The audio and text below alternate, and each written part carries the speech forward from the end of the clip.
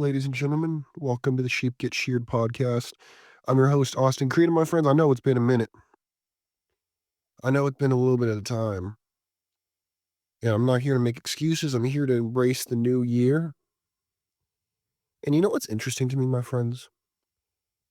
You know, the more I see content creators putting out cheesy content, like the stuff on TikTok where logic goes to die, in my opinion, I don't know how people watch that, in all honesty.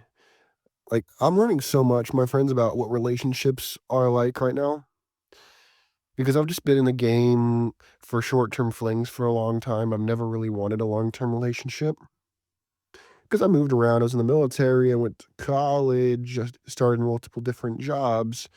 And so I've never had the chance to really do that outside of high school, which at that point, I was a little bit of a goofy, a little bit of a lame. I wasn't in good shape. I was kind of a twig boy.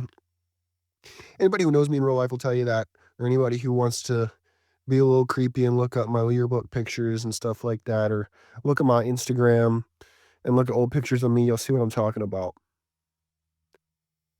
But my friends, it's the second of the year.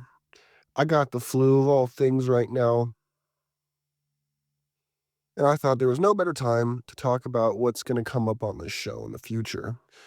Number one, I want everybody listening to the show to know that I plan on giving you more and more receipts as to what it's like in a relationship, not just talking about the down, not just talking about why it's evil and horrible and women are bad, because at the end of the day, that's easy content. Anybody could do that. What people can't do is give their anecdotal evidence if they're not in one. Or they could make it up and look like a fool when someone finds out the whole thing is a fraud. My friends, some of the guys who got me into this space, who influenced my thought pattern from being a normie, you might call it blue pill like this, just like everybody else, what society teaches you in school, in church, and everything else, to the mindset I have now. Not to imply that anybody who's blue pill is inferior, they're not. They just have a different frame of mind and they have a different way of looking at the world. That being the case, they miss out on seeing what things really are because they're too busy looking at what they want to be true and not what is actually in front of their eyes. And so that's what we're going to do this year, is I'm going to tell you more. I'm going to focus on this channel about the relationships we've been talking about. That was the basis for the book Biblical Bachelor, which I plan to do an updated version of, by the way. I plan on doing an updated version because it's not that my views have fundamentally changed. I've just learned new things. And as I learn new things, I want to give more valuable and more updated information. Because that's what the show is.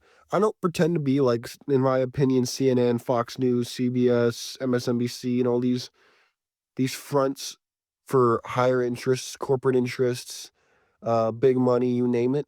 In my opinion, I'm not like that. I don't have big money. I don't have an agent. I don't have any of those things. I'm just a guy with a microphone and who's always moving around. If you look at my old videos, you'll notice that my background changes, and I haven't been able to put up a video on with the audio for a while because I've just been moving around so much. I haven't had a whole lot of time to really set up a studio without having to tear it all down again. Which means I'll probably start using my phone like, the average TikTok thoughts, in my opinion. But you know what's interesting to me, my friends, is with every new year, people like to hype up, ooh, I'm going to do this year. I'm going to do that. They don't write it down. They don't really hold themselves to a higher standard. And that's what I'm going to do this year for you and for myself. And my friends, if you have any goals this year, I recommend that you stick with them. Not for me, but for yourself. Because at the end of the day, we get one life. As far as I know, we get one life. And so there's no need to be complaining about what you don't have if you can obtain it. Now, it's another thing if you can't. There are some things that we can't change, even with modern science, how much it's advanced, we can't do it. Even though we might want to, we're not at that point yet. Maybe we'll get to that point at some point in the future, but not right now. And so you got to focus on what you can control with your New Year resolution, if you even make them. I know people who think, sorry, you're going to hear me coughing a little bit because I'm sick. I'm going to try to mute it as much as possible, but you're going to have to bear with me on this.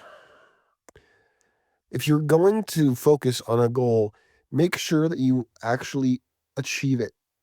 Otherwise, you're going to subconsciously tell yourself that you can't do it, or that you could have done it, but you were too lazy, and that's only going to make you feel more inferior than you already feel. I know what it's like to feel like you should be farther along in your life. Trust me, I know that. I feel that every day of my life. I look at people who've been in the business longer than me when it comes to contracting. I've looked at what it's like being, dudes who started content creation in 2018 and now they're getting the respect that they deserve because they've been doing it for like 7 years. I wish I had that kind of fame and success, but I haven't put in the amount of time yet. The show is getting like a year and a half years old at this point. And I haven't been as consistent as I once was. Because of the sorry. Sorry, I apologize. I don't like to apologize for anything, but sometimes I gotta apologize that I'm sick. I do the show. But my friends, I would encourage you I know it's not New Year's Day, but in this first half of January, I recommend that you create some goals for yourself for the rest of the year. And your life will change whether you like it or not. Let's just embrace that for 2 seconds. Let's just embrace that. Because stuff happens that's outside your control, and you have to be able to adapt. That's one thing my girlfriend's not very good at, and I'm trying to teach her is how to adjust to situations that change. Because she's younger than me, and I have to take on that role, which is why a lot of older dudes, and I'm not that old, I'm almost 25. So I know by if y'all teenagers watching the show, you probably think I'm an ancient old guy, but because I used to think that when I was in high school, I was like anybody over the age of 21 was old as hell. When they might as well have been 40 in my eyes. There was old people. They should have their lives together by the age they were 25. And let me tell you, I don't have my life together by 25 because I've had multiple careers already by the time I'm 25. I was in the military. I was in fast food business. I've been in the roofing business. Where else have I been? I've been in the contracting business. I've been in the content creation business. I've been in the author and writing business. I've been doing all kinds of things. Cryptocurrency. I've been all kinds of stuff. And my friends, well, I'm not some old guy. In my old, I mean someone who's over the age of 40 to 50 to 60. I know some people don't think of 40 as that old, but compared to me, it's older. In the same way that someone who's 10 would probably think I'm ancient as hell because I'm 20, almost 25. 15 years is a long time to most people. And I say that to say that guys who are older, people often take more seriously, but I'm not here to tell you something that I don't know. I'm here to tell you something that I'm actively learning. And that's the only way that we're ever going to make this through. And I encourage you to share your goals in the comment section. I encourage you to say, hey, you know what, Austin, it's good to see you back. If you want to hear my goals, I'm more than happy to talk about them. Because some of my goals, you might seem a little bit lofty because I'm planning on selling $1 million in contracting this year, which is, as a rookie, I want to be rookie of the year. And I know a lot of other people also want that status, but guess what? It's not easy. It's hard. But I'm here to tell you, anything that's worth doing is hard.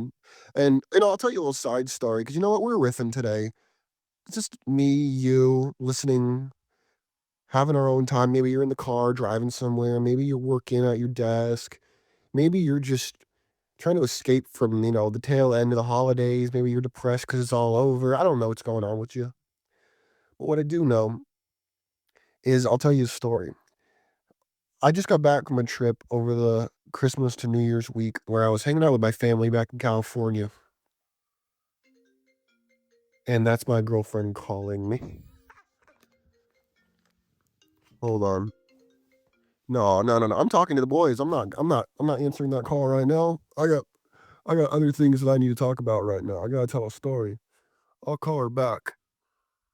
But my friends, the reason I bring this story up is because a lot of us, I can tell, feel this way. Where we're surrounded, even if we came from wealthy families.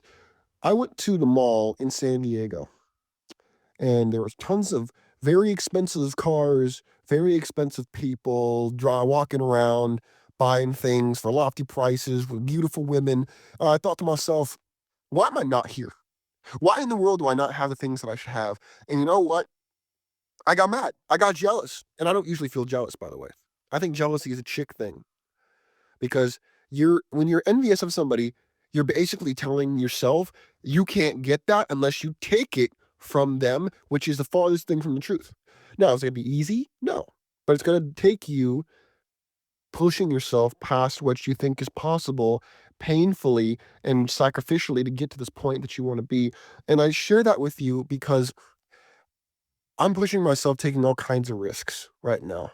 And I don't say that to get you pat me on the back and say, go Austin, go. No, I say that because you are not alone if you're trying to do the same thing, are doing the same thing, or want to do the same thing. I want you to remember that you're not alone and you're in very good company. A lot of us are like that. We suffer in silence as men to the vast majority.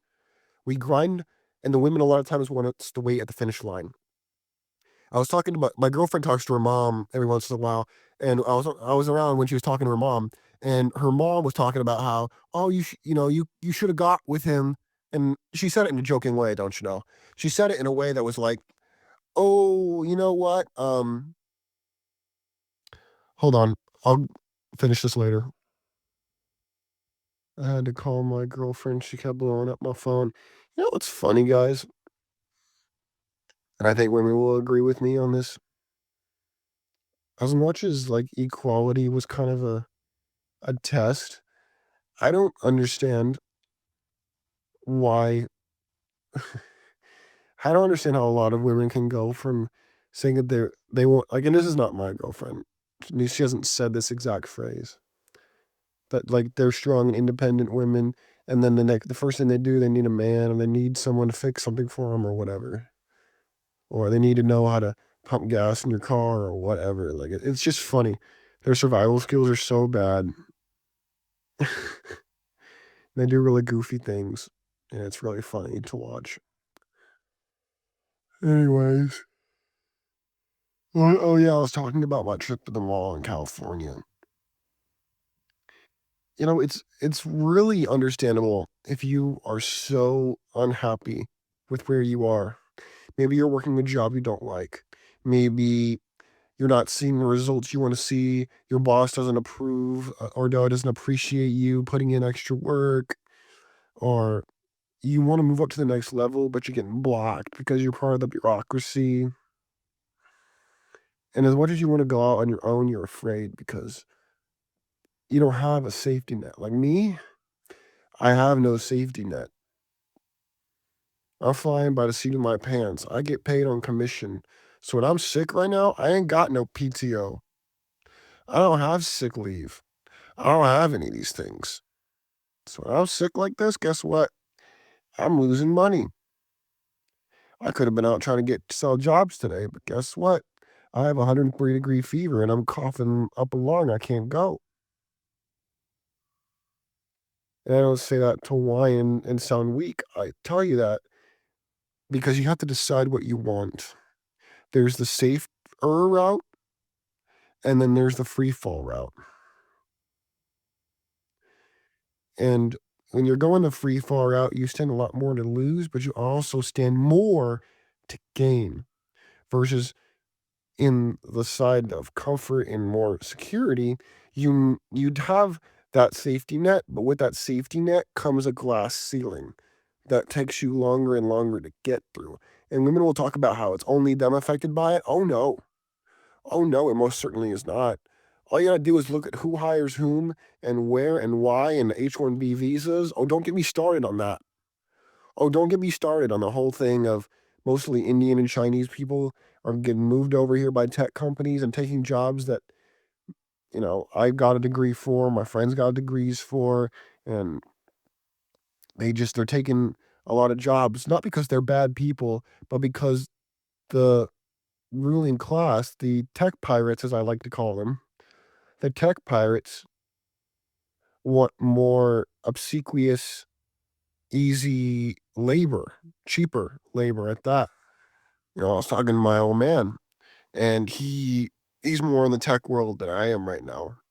And he told me that AI is a huge factor now too, taking a lot of entry level jobs. And I said, yeah, I could see that, considering that experts, and I hate the word experts, But people have been talking about this since, ChatGPT came relevant and stuff like that. There are a lot of entry-level jobs and eventually higher up jobs are gonna get taken by AI because they don't need time off. They don't need to be trained. They don't need to be doing any of that stuff. They're just gonna do their job that they were programmed to do. And my dad told me, he said, "Hey, you know what? It doesn't really affect me because he's been in the game for years. So it doesn't really affect him as much as it affects someone who's just out of college or a couple years out of college. That's going to cripple you because now you're competing with completely unrealistic standards. They could spend a couple $1 million on AI instead of spending couple $1 million on payroll, health insurance, maternity leave, paternity leave, healthcare, all this stuff. They could save money on that." And they are. I don't blame them for that. They're not evil. They're just trying to make money. The problem is their money affects everybody else's money, and that's the problem. And I don't say that to make you hate anybody. I say that because at the end of the day, we're all going back to what is it that you want? Do you want to start your own company? Do you want to just play more a safer route? Which I'm nothing against, by the way. I hate it when guys go on the internet and they're like, "I'm an entrepreneur, and if you're not an entrepreneur, you're not doing jack and you suck." And I say, no. How can you say a thing like that? Or you're stupid or you're, dumb or whatever. I think that's completely wrong. Completely wrong. I think that different people have different mindsets and different desires, especially when you have a family. You are going to go more the safer route because it's not just you that loses if you lose, and you won't lose forever, but you have farther to fall than a guy who's single. And a lot of these guys who are entrepreneurs, like me, we're single, or at the very least, we're not married and don't have kids. And that changes the game.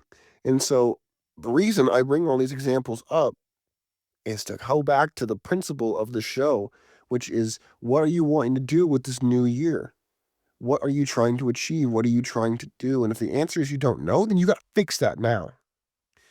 Because you should have been thinking about it before, but there's no better time than now, because the best time was yesterday, but the second best time is now.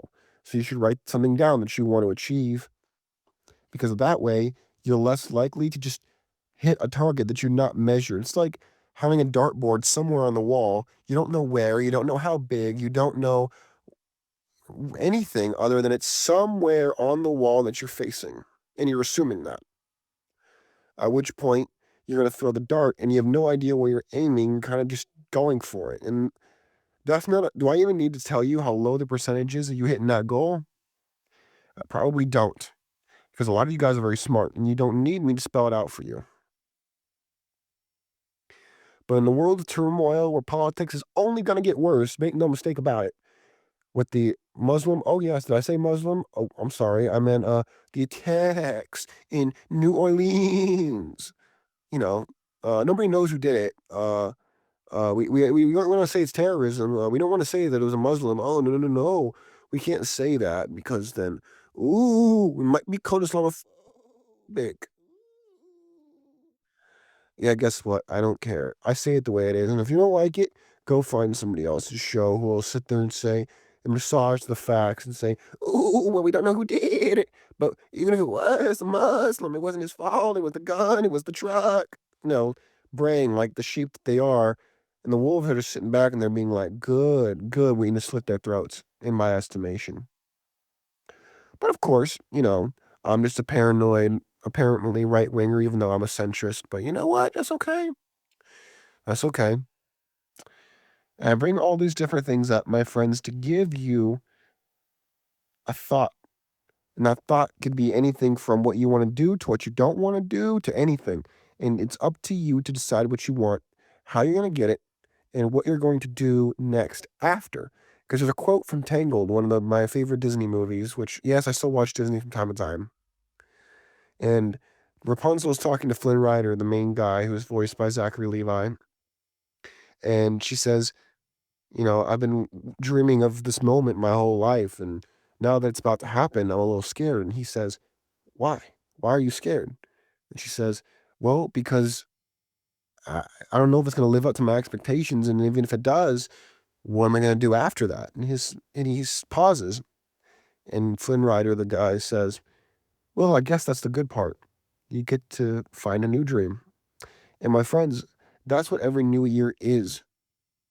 It's an ability for you to define what goals you didn't hit last year, the ones you did, and then move forward and say, do I want to rehash these goals? Do I want to continue doing the same ones, different ones? And that's up to you to decide. My friends, you take care of yourselves. I got to go. I'm losing my voice because I'm about to start coughing like crazy. You take care of yourselves. I'm out of here. Peace.